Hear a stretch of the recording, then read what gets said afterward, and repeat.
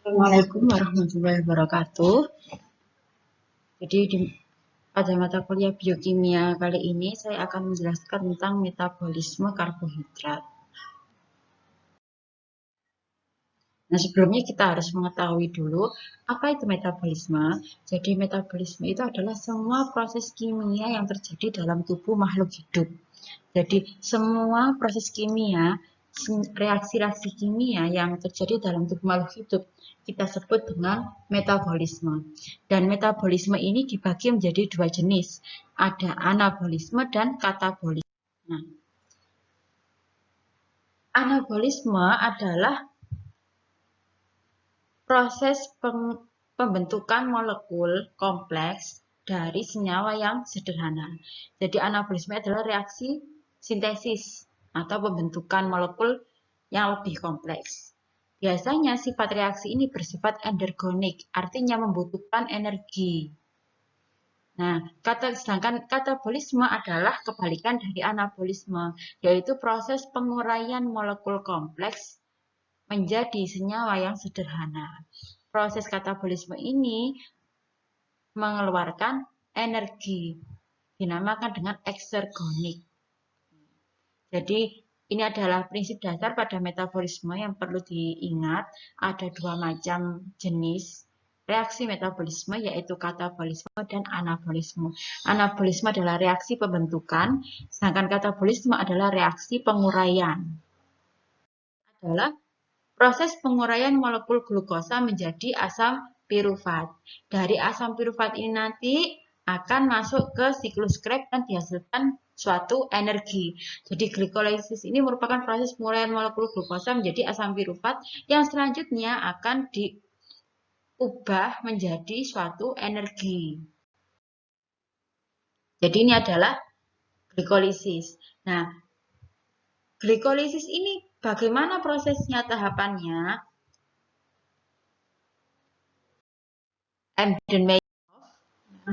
Embden-Meyerhof bisa di sini. Ini ada 1, 2, 3 sudah ada nomor. Ini juga 1, 2, 3, 4, 5, 6, 7, 8, 9, 10. Jadi ada 10 tahap. Tahap 1 reaksinya adalah reaksi fosforilasi glukosa. Ini molekul glukosa yang kita peroleh dari makanan, ya, sumber makanan. Nah, molekul glukosa ini bereaksi dengan ATP dengan adanya kofaktor Mg2+. Sehingga terbentuk glukosa 6-fosfat G6P. Reaksi ini bersifat irreversibel, artinya tidak bolak-balik. Ya.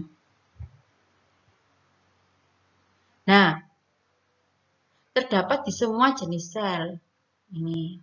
Sel hepatosit mengandung glukokinase. Jadi ini enzim yang berperan dalam tahap fosforilasi glukosa ini.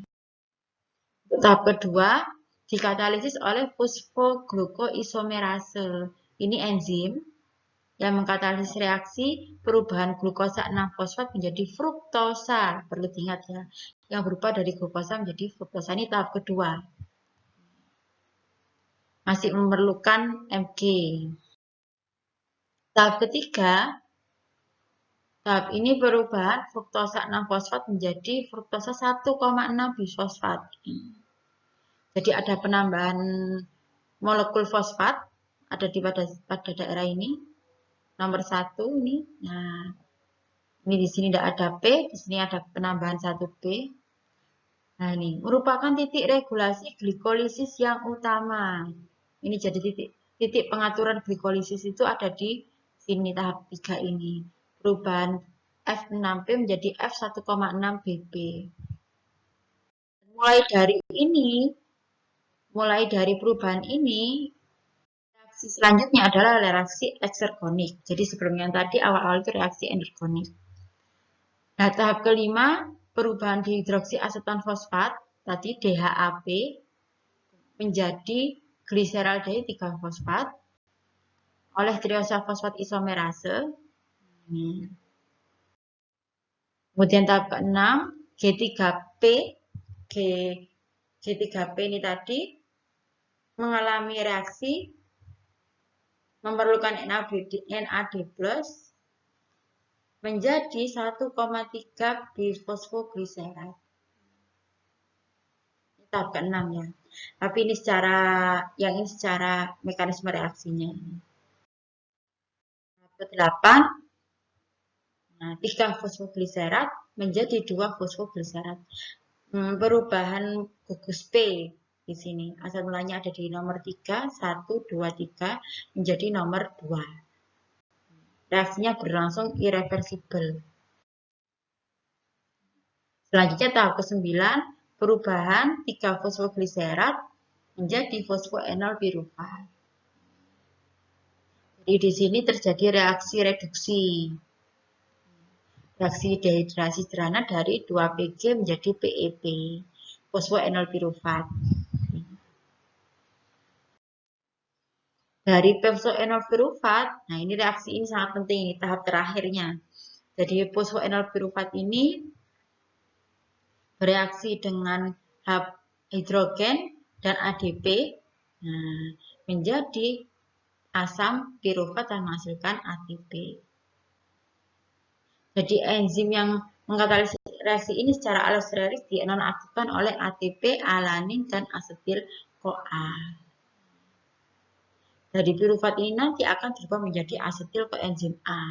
Asetil koenzim A nanti akan masuk ke siklus Krebs. Ini rangkuman tahap glikolisis. Ini sudah ada stepnya 1 sampai 10. Reaktannya apa saja? Ini produknya. Ini enzimnya. Ini detailnya, ini memerlukan ATP berapa, menghasilkan ATP berapa. Di sini. Ini tolong dipelajari ya yang ini. Selanjutnya adalah metabolisme glikogenolisis. Kalau yang pertama tadi glikolisis, mengubah glukosa menjadi asam pirufat yang kemudian akan menjadi energi yang kita perlukan untuk aktivitas sehari-hari. Yang kedua adalah glikogenolisis. Apa itu glikogenolisis? Glikogenolisis yaitu proses pemotongan glikogen menjadi glukosa di hati dan asam laktat. Nah, glikogenolisis ini apabila terjadi kelebihan gula dalam darah, glukosa. Nah, glikogenolisis ini adalah misalkan ada kekurangan asupan. Jadi terjadi jika asupan makanan tidak cukup memenuhi energi yang dibutuhkan tubuh, sehingga untuk mendapatkan energi, tubuh mengambil alternatif lain, yaitu menggunakan simpanan glikogen yang terdapat dalam hati atau otot. Glikogen itu apa, Bu? Glikogen itu adalah glukosa yang disimpan di dalam hati. Jadi saat glukosa berlebih di dalam darah, maka tubuh akan mengirimkan sinyal ke beberapa hormon untuk mengubah glukosa menjadi glikogen. Gitu. Jadi glikogen adalah bentuk cadangan sumber glukosa di dalam hati. Ya. Enzim yang berperan aktif ini glikogen fosforilasi. Jadi glikogenolisis ini saat kita kekurangan energi, maka tubuh akan memecah glikogen yang tersimpan dalam hati tersebut menjadi glukosa. Sehingga glukosa tersebut akan mengalami glikolisis menjadi energi yang kita perlukan. Itu. Intinya di situ glikogenolisis. Nah, ini adalah strukturnya dari glikogen. Nah, tahapannya, enzim glukosa 6-fosfatase yang terdapat dalam hati, ginjal, dan epitel. Ini tahapannya. Asal mulanya di sini, glikogen mengalami fosforilase, nah, menjadi pengutusan di sini. Nah, ini 3 atom C diputus. Ini juga diputus. Kemudian di sini ada gugus glukan. Jadi glikogen yang mengalami putusan ini akan mengalami reaksi glukan transferase. Nah, ini akan pindah ke sini. Sehingga di sini cabangnya tinggal 1. Kemudian mengalami pemotongan cabang sehingga terbentuk seperti ini. Jadi ini nanti berubah jadi glukosa. Ini tahapan dalam glikogenolisis. Jadi ini debranching enzim memutus ikatan alfa 1,6 glikosidik. Glukosa transferase memindahkan trisakarida ini ke rantai utama. Sedangkan untuk enzim fosforilase memutus ikatan 1,4 glikosidik dari glikogen. Sehingga nanti yang terbentuk adalah glukosa. Glikogenolisis. Jadi tadi glikogenesis itu adalah proses saat kita kelebihan glukosa, maka glukosa disimpan menjadi glikogen di dalam hati dan otot. Nah, saat kita kekurangan energi, maka yang terjadi adalah proses glikogenolisis, yaitu proses perubahan penguraian glikogen menjadi glukosa. Itu yang perlu diingat ya. Jadi enzim yang berperan juga sama, ada hormon yang berperan, ada hormon glukagon dan adrenal. Yang berperan adalah hormon insulin dan epinefrin, ya, dan hormon glukagon. Nah, di sini ada tugas, saya tolong jelaskan bagaimana jalur glikogenesis, glikogenolisis, dan gluconeogenesis pada penderita diabetes mellitus tipe 1 dan 2. Ini ada hubungannya. Kenapa kok berbeda pada penderita diabetes mellitus tipe 1 dan 2 dengan yang metabolisme orang yang normal? Tolong dikerjakan dan dikumpulkan ke email saya. Ini yang ketiga. Yang keempat, yaitu jenis metabolisme gluconeogenesis. Ini adalah sintesis glukosa dari senyawa bukan karbohidrat. Jadi, yang bukan berasal dari karbohidrat. Biasanya ditemukan di hewan, tumbuhan, jamur, dan mikroorganisme. Ini tahapannya juga sama seperti glikolisis, ada 10 tahap reaksi, dan 7 diantaranya merupakan kebalikan dari glikolisis. Jadi kalau glikolisis kan dari glukosa ini ke bawah ya menjadi piruvat. Nah, kalau glikoneogenesis ini dibalik dari piruvat nanti menjadi glukosa. Dibalikannya ini, itu gluconeogenesis. Jadi gluconeogenesis ini kebalikan dari reaksi glikolisis. Sintesis glukosa sangat penting karena otot dan sistem saraf kita membutuhkan glukosa sebagai sumber energi utama. Nah, tahapannya biasanya gluconeogenesis ini berasal dari non-karbohidrat, bisa dari laktat, piruvat, dan gliserol. Dari non-karbohidrat ini kemudian diubah menjadi glukosa, mengalami jalur kebalikan dari jalur glikolisis tadi. Ini perbedaan enzim yang berperan dalam kedua jalur. Kalau glikolisis ini kita memerlukan enzim heksokinase, fosfofruktokinase, dan piruvatkinase. Sedangkan gluconeogenesis ini kita memerlukan enzim ini. Kebalikannya ya. Jadi meskipun reaksinya kebalikan, enzimnya tidak sama. Enzimnya berbeda yang digunakan.